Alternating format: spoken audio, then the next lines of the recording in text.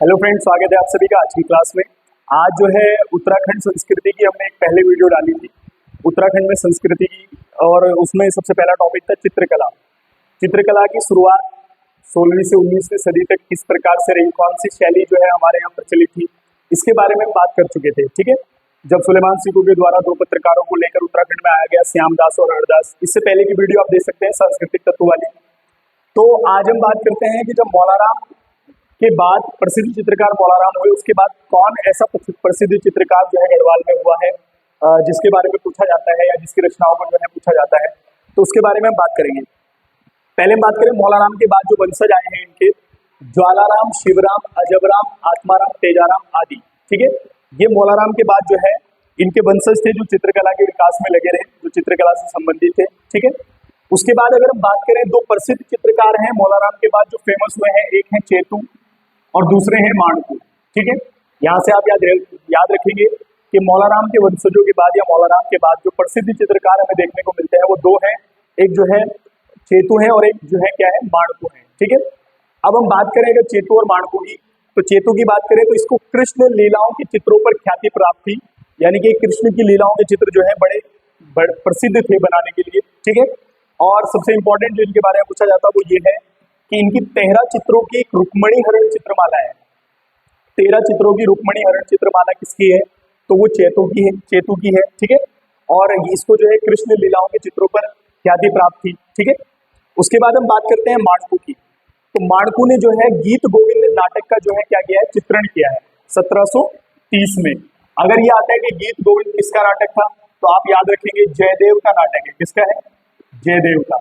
तो गीत गोविंद के रचनाकार कौन है, जयदेव है, और इसका जो चित्रण किया है वो किसने किया है, माणकू ने किया है 1730 में। ठीक है, और उसके बाद सबसे प्रसिद्ध आंख मिचोली, यहाँ से आप याद रखना, आंख मिचोली एक प्रसिद्ध रंगीन चित्र है, वो किसका है, माणकू का है। वर्तमान में जो है ये वाराणसी कला भवन में है। कहाँ, वाराणसी कला भवन में रखा हुआ है। ठीक है, वर्तमान में। तो आंख मिचोली किसका प्रसिद्ध चित्र है, तो आप याद रखेंगे माणकू का है, और वर्तमान में जो है ये वाराणसी कला भवन में रखा हुआ है। ठीक है, अब इसके बाद जो है कुछ प्रमुख पुस्तकें हैं जो गढ़वाल शैली के तथ्यों पर आधारित पुस्तकें हैं जिनको एग्जाम में पूछा जाता है, उनके बारे में बात करते हैं। सबसे पहले बात करें Garhwal paintings, some notes of Molaram, Garhwal school of painting. तो ये तीन पुस्तकें आप याद रखें, Garhwal paintings, some notes of Molaram, Garhwal school of painting. ये तीनों पुस्तकें जो है बैरिस्टर मुकंदी लाल ने लिखी है। किसने, बैरिस्टर मुकंदी लाल ने लिखी है। ठीक है, नेक्स्ट गढ़वाल पेंटिंग्स अंग्रेजी में किसकी पुस्तक है, तो बी आर्चर की है। गढ़वाल पेंटिंग्स अंग्रेजी में जो पुस्तक है वो बी आर्चर की है। ठीक है, उसके बाद गढ़वाल चित्र शैली एक सर्वेक्षण, इंपॉर्टेंट पुस्तक है, पेपर में पूछता है गढ़वाल चित्र शैली एक सर्वेक्षण, तो डॉक्टर यशवंत सिंह कटौच की पुस्तक है। ठीक है, इनके बारे में पूछता है पेपर में। उसके बाद पहाड़ी चित्रकला किसकी पुस्तक है, तो किशोरी लाल वैद, याद रखेंगे आप, यहाँ से ये एग्जाम में आती है। राजपूत पेंटिंग्स कुमार स्वामी की है। पहाड़ी घसियारे किसका चित्र है, कई बार पेपर में आता है, तो रणवीर सिंह बिष्ट का है। ठीक है, तो ये गढ़वाल शैली के तथ्यों पर आधारित कुछ पुस्तकें थी, और पहाड़ी घसियारे जो है रणवीर सिंह बिष्ट का क्या है, चित्र है। ठीक है, उसके बाद अगर हम बात करें गढ़वाल शैली के जो नमूने थे जो हमारे पास, जो उसके जो रखे हुए चित्र थे, वो बहुत बड़ा खजाना जो 1803 का भूकंप आता है उत्तराखंड में, उसमें नष्ट हो गया। लेकिन कुछ चित्र जो बचे हैं, हमने उनको जो है कुछ संग्रहालयों, म्यूजियम में जो है रखा गया है, उनके बारे में बात कर लेते हैं। वैसे तो उत्तराखंड के बाहर बहुत सारे संग्रहालय हैं, लेकिन हम उनके उत्तराखंड के जो अंदर संग्रहालय बने हुए हैं उनकी बात करते हैं। तो सबसे पहले आप याद रखेंगे मौलाराम आर्ट गैलरी, तो ये श्रीनगर पौड़ी में है, यहाँ से पेपर में भी आता है। ठीक है, मौलाराम आर्ट गैलरी श्रीनगर टिहरी में है।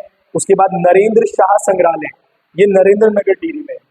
महाराजा नरेंद्र शाह संग्रहालय जो है वो नरेंद्र नगर टिहरी में है। नेक्स्ट कुंवर विचित्र शाह संग्रहालय, ये भी टिहरी में है। ठीक है, राव वीरेंद्र शाह संग्रहालय, ये देहरादून में है। कहाँ पर है, देहरादून में है, राव वीरेंद्र शाह संग्रहालय। ठीक है, उसके बाद गिरजा किशोर जोशी संग्रहालय, ये आपका अल्मोड़ा में है। कहाँ पर है, अल्मोड़ा में, यहाँ से आप याद रखेंगे। ठीक है, तो ये प्रमुख कुछ पुस्तकें थी और कुछ प्रमुख जो है संग्रहालय थे जिनसे एग्जाम में एक आध ऑब्जेक्टिव यहाँ से बनता है, मिल भी जाता है। ठीक है, इसके बाद अगर सांस्कृतिक वाले उत्तराखंड की संस्कृति में बात करें तो अब हम स्टार्ट करेंगे सबसे पहले जो हमारी चित्रकला है या फिर लोक चित्रकला है। ठीक है, चित्रकला की शुरुआत कैसे हुई, अब हम लोक चित्रकला के बारे में बात करेंगे। जैसे हमारे यहाँ ऐपण आता है, छिपण आता है, ठीक है, ज्योति माता का चित्र आते हैं, इन सब के बारे में। उसके बाद शिल्प कला की बात आएगी, फिर वाद्य यंत्रों के बारे में बात करेंगे। तो ये चैप्टर महत्वपूर्ण होने वाला है।